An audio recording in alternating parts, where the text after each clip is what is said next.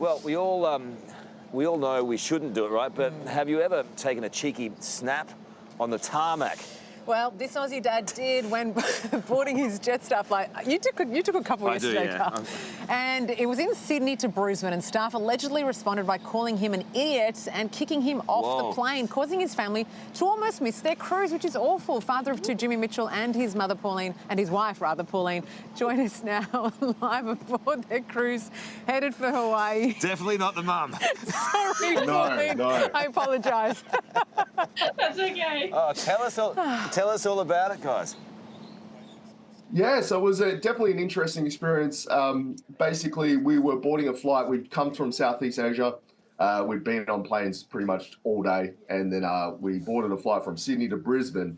And we have taken photos at the tail of the plane pretty much everywhere we traveled. So we got onto the plane. I took the photo of my kids and my wife, as we do with every other trip that we've done. Yep. And from across the tarmac, one of the staff, wasn't the ground crew, it was actually one of the Jetstar staff, screamed idiot at me.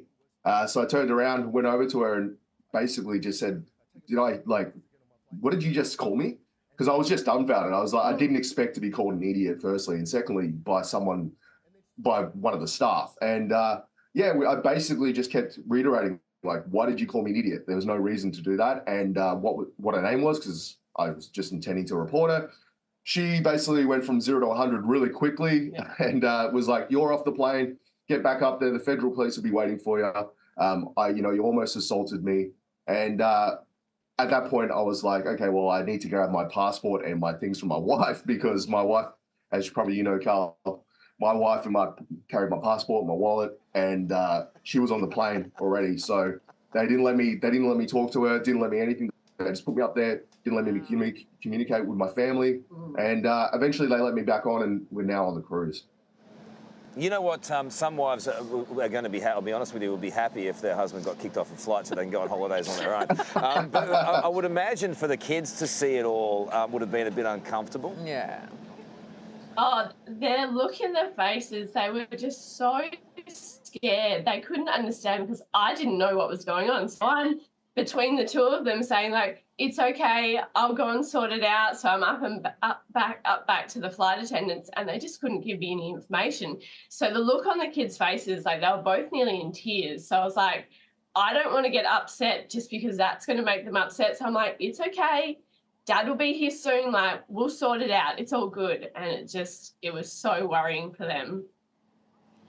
Yeah, it's a tough one, isn't it? Because I'm not sure that a lot of people know that is something you're not allowed to do when you're boarding a plane. So many do it all the time. All the time.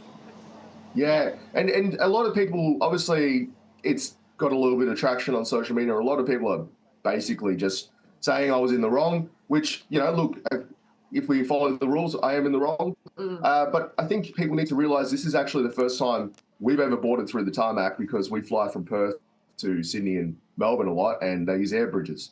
So in Southeast Asia, this is what I was trying to explain. In Southeast Asia, they almost actively encourage it because it's good advertising for the airlines, right? Now, I understand that the CASA rules now, after I did some research, I understand the CASA rules are very black and white about this, but does that warrant anyone verbally abusing anyone else for what I would argue is quite a small infringement that is quite common, Yeah.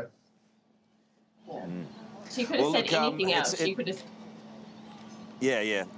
Look, we hope that you can go on and enjoy. It looks like you've got a lovely room there. Go and enjoy your holiday, and we appreciate you being on. Meantime, Jetstar have released a statement on the incident saying all our customers and team members have the right to feel respected when flying with us or when at work, and we're looking into what took place in this instance. But you've just heard it all, and they probably need to apologise, I reckon. We flew in yesterday. It's a bit tense up there. We flew in the Qantas yesterday, and I had my earphones in, and then there was a bit of a ruckus behind us, and these two guys were going at it. And so I just turned around and I said, oh, looks like there's a stink on. Brooke Boney pokes her head up. And what did Brooke Boney say? She goes, you stay out of it, Carlos. Don't need any problems from you. That silenced you, didn't it? It did, actually. Hey there, Today fans. Sarah and... What's my name again? Oh my goodness, Carl. Hey, thanks for watching our YouTube channel, though. Subscribe now for more news, special reports, and amazing Aussie stories. And Carl misbehaving, Whoa, of course. that never happens. Always happens. What's she talking about?